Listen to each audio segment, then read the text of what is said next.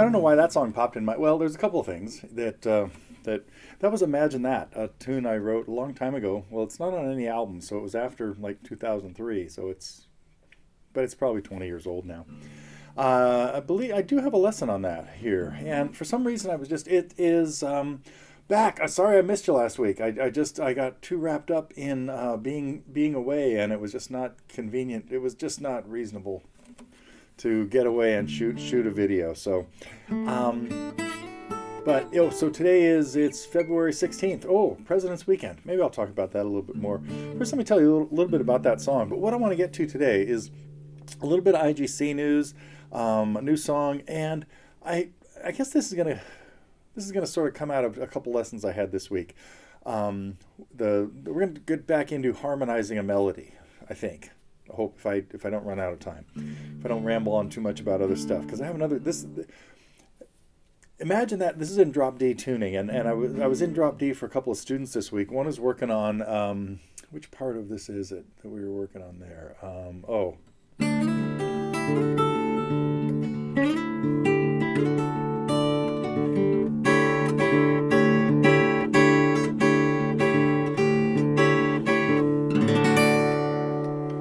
Spent a long time with one of my longtime students working on the very end to Embryonic Journey. See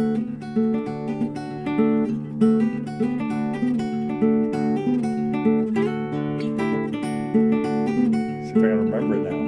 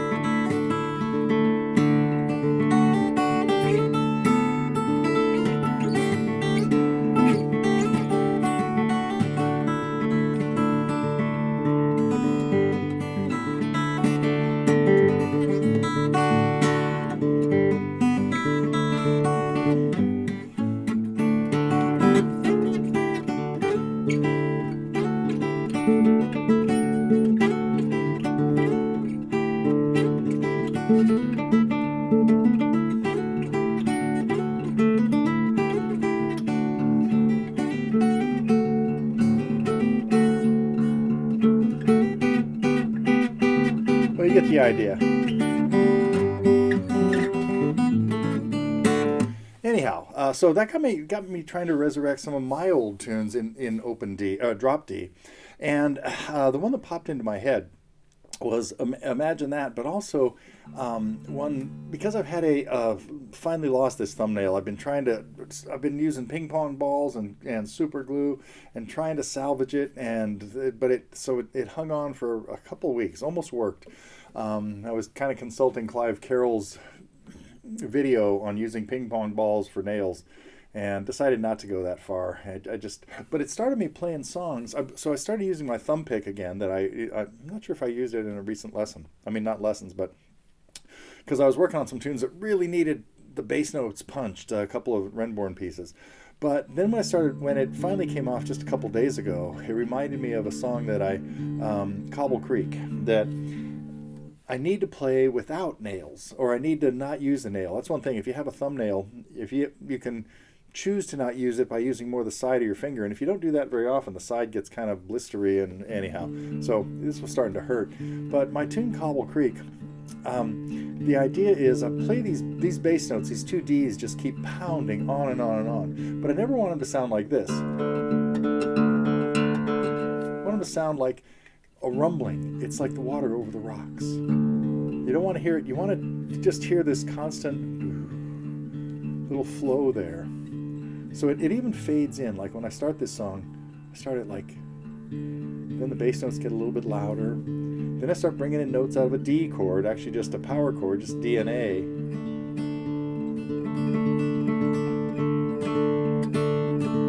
Then this little kind of sparse melody.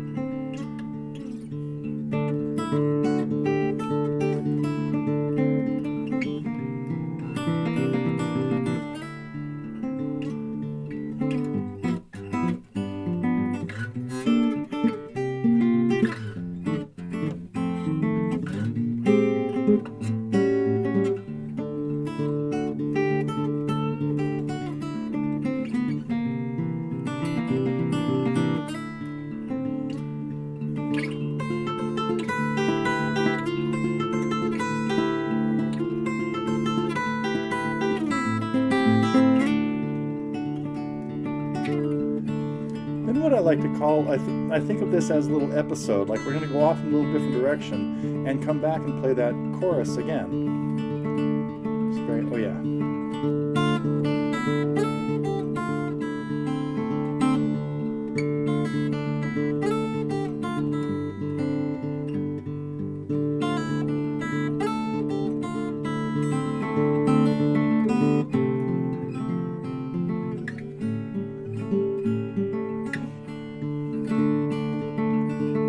Related one.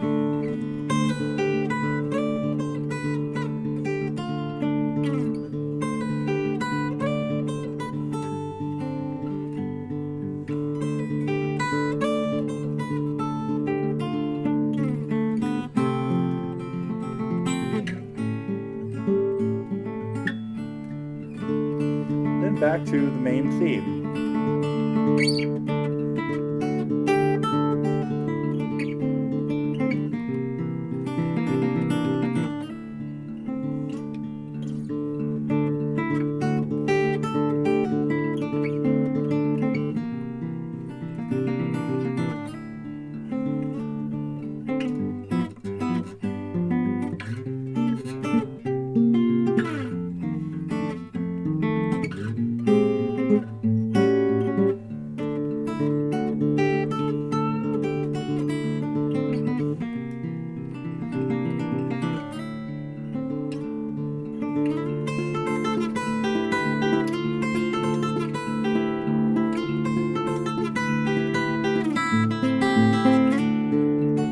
Get out of this, repeat that little tag.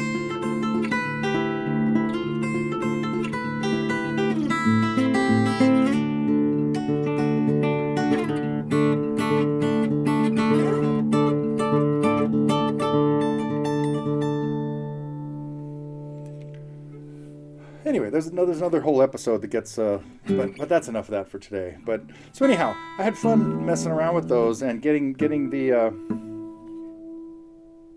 kind of getting the hang of playing them again, and recognizing that, well, some songs are better with soft thumbs, with flesh, than with nails.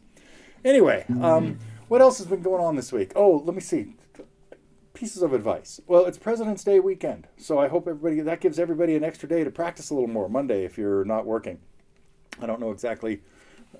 Since I spent a lot of my working day playing the guitar, it's a little bit different. So I'm not going to take any extra time off on Monday to play. But I'm going to get back into complicated. Well, I'm working on a couple easy arrangements. I guess that's going to lead me. No, let me talk about two things first. I want to thank Nesh for bringing in a new lesson on Gerry and the Pacemakers. Don't Let the Sun Catch You Crying.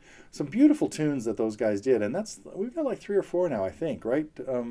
Fairy and that one and the other. Anyway, I think we have 3 of them now. But I had one more thing. Oh, I got to tell you about camp, because in just a little over 2 months, we have now opened up the mini camp April 25th to all TG members. So we've got a few spots available, and so there should be info in the mail. But what's a little bit different from this camp, from the main one, is this is not really going to be focused on performing and open mic nights. It's going to be working on collaborating in small groups. We're going to keep this to like 20 people and spend a lot of the time working with just playing with 1 or 2 other players, working on how to come up with second guitar parts, or what to do if you've got multiple guitars. And you're thinking, one of my students was asking, a couple of them were here last week, asking about, I want to say it's the Boxer. It wasn't. It was, Poncho and Lefty. And the strategy here was, one guitar can just be finger picking the chords down here, Living on the road, my friend, do free and clean. Now you were. So if one person finger picks through it in the key of C, what somebody else could do is capo it somewhere else and finger pick it in a different key. But now if I had another guitar player here, one playing the C's down here and one playing it at the 5th fret in G, we'd have this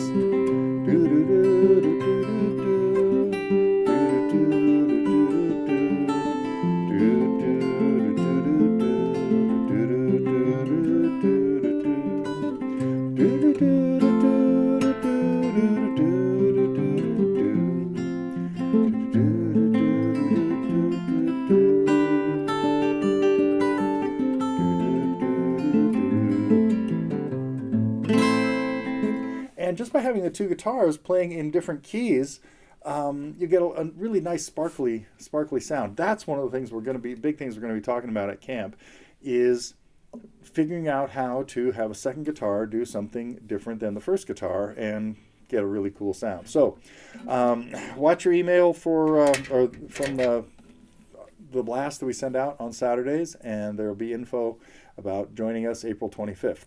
And of course, that info is already at the IGC site, internationalguitarcamp.com. Now, what I really wanted to get to is, the main little theory thing. A few weeks ago, I was talking about harmonizing melodies and how to figure out what the chords might be to a song. And I should print this up for everybody. I stumbled into a little pamphlet that one of my guitar teachers I had, who I didn't see him much. I haven't seen him in 50 years. I know he passed away about 25 years ago. Anyway, put together a great little pamphlet about harmonizing melodies and figuring out what the chords might be if you know the melody that you're trying to sing. And so the other day I was working with a student. First I said, first we want to tackle this with a song that you probably have never played, but that you should know pretty well. So you need to be able to play the melody.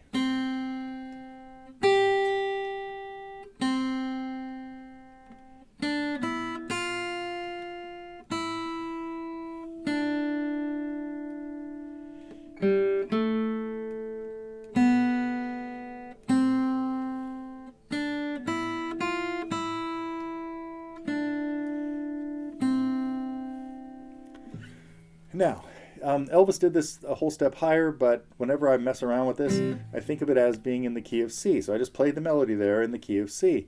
And so you start thinking about, first make a list of the chords in the key of C, the 3 major chords, the 3 minor chords, and probably not worry about the chord 7, the diminished chord. We could probably piece this together with mostly those chords. And so a few weeks ago, I started talking about understanding the math to what chord numbers could include any particular note in the key. So this melody starts on C. The first melody note is C. For me to figure out the chords in the key of C that have C in it without just randomly playing all of them and seeing which of them have a C, you can do the math logic where, okay, C is the root or the first note, the tonic, or the 8th note in the key. So the chords that will include note 1, I want to go through the process of what chord will have it first as the root, what chord will have it as the 3rd, and what chord will have it as the 5th. This is where we work our way backwards, starting with the chord that will have it as the root. Well, the note is C, so it's the root. It would be the root of a C chord. So that means a C chord is going to be one of my notes that has C in it. But now to figure out what will have it as the 3rd, I need to figure that means C is the 3rd. And I have to figure out what's 1. Well, this is not always very easy, but you just have to work your way backwards 2 notes. B, A. And then figure out what is the A chord in the key of C. Well, it's A minor.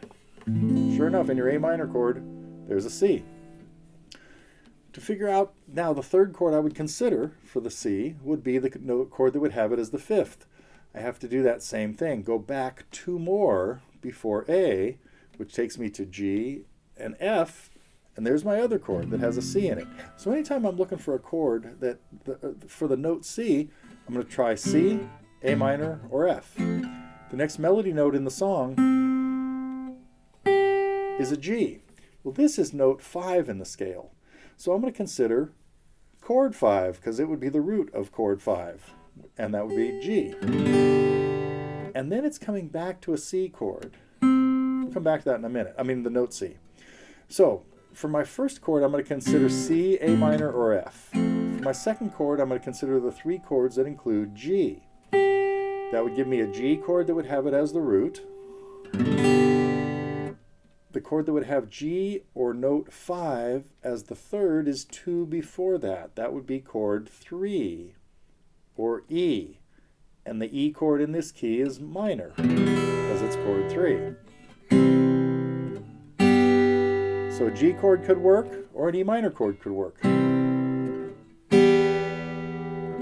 Or Or the chord that would have note 5 as the 5th would be 2 before E, which is C, which is chord 1. We need a chord change there. It's got to be E minor or G. And then for the C, I could come back to C. That kind of works. Or I could use the E minor.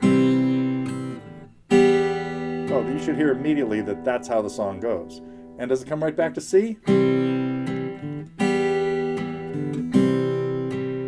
Maybe. What are the other notes that included C?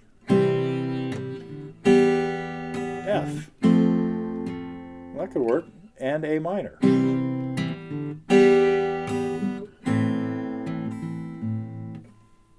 That's how it goes. If you listen to the song, you'll hear it's C.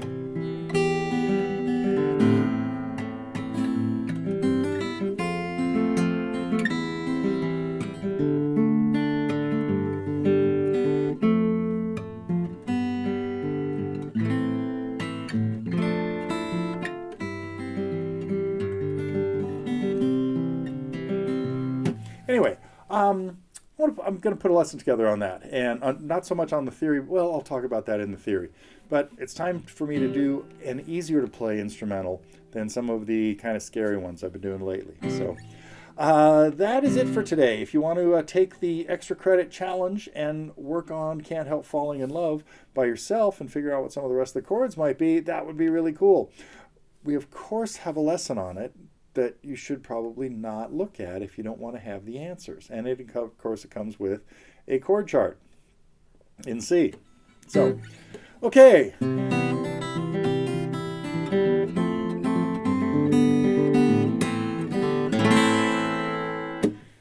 Have a great weekend, and I will be back next week.